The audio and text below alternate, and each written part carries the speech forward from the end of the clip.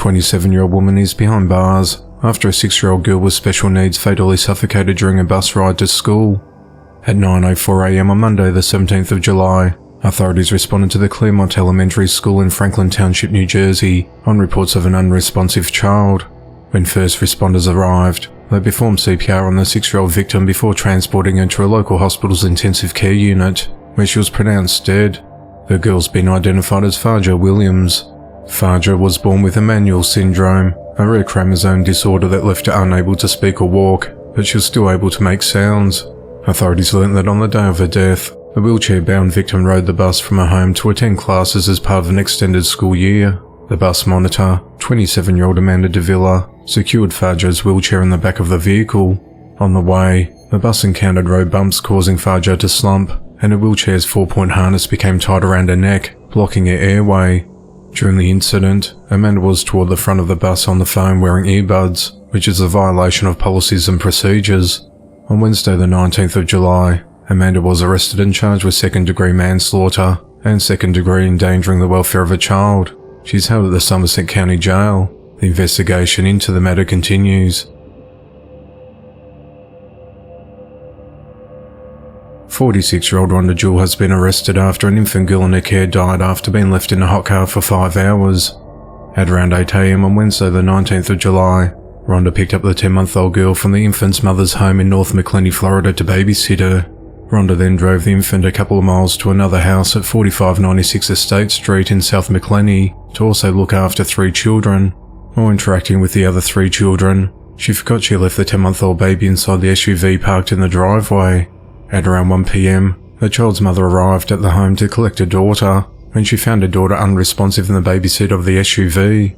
At 1:12 p.m, the girl's mother called police to tell them that her child was not breathing, and her lips were blue as she picked her up and relocated her to the garage.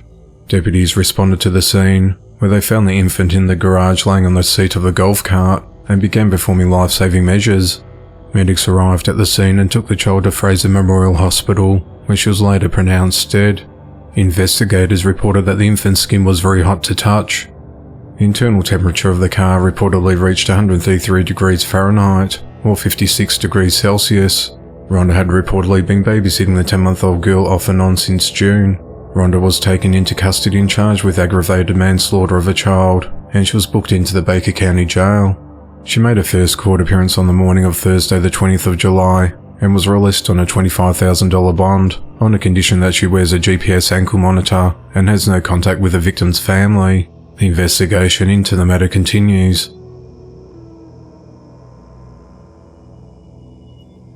A 32-year-old man is behind bars for fatally shooting a woman. At around 1:15 a.m. on Thursday the 20th of July, authorities responded to a property in the 4000 block of Orange Street in Sefner, Florida after they received a 911 call with rustling noises in the background and no one speaking. Deputies from the Hillsborough County Sheriff's Office went out to investigate when they found a deceased woman in a car in the driveway of the home with severe upper body trauma. Investigators said that she had been shot through a car window as she arrived home at around 1 a.m. Relatives have identified the victim as Ashley Voss. Upon gathering evidence, they identified Aurelio Diaz as the suspect, who had fled the scene.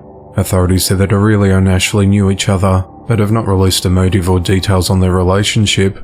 Paris Dubé, the grandmother of one of Ashley's children, said she watched Ring video that showed the man walking up to Ashley's car and shooting her. Paris said that Ashley has 2 young boys who will never see their mum again. For whatever reason, you felt like you needed to do that. She was a mum, and she was a really good mum. She loved her boys, and now they're never going to know her, she said. At just after 8:30 p.m. that same day, Aurelio was arrested without incident about a mile away from the victim's home. The Hillsborough County Sheriff's Office Aviation Unit provided surveillance footage from the area of the arrest. Aurelio has been charged with first-degree murder with a firearm and is held without bail at the Hillsborough County Jail.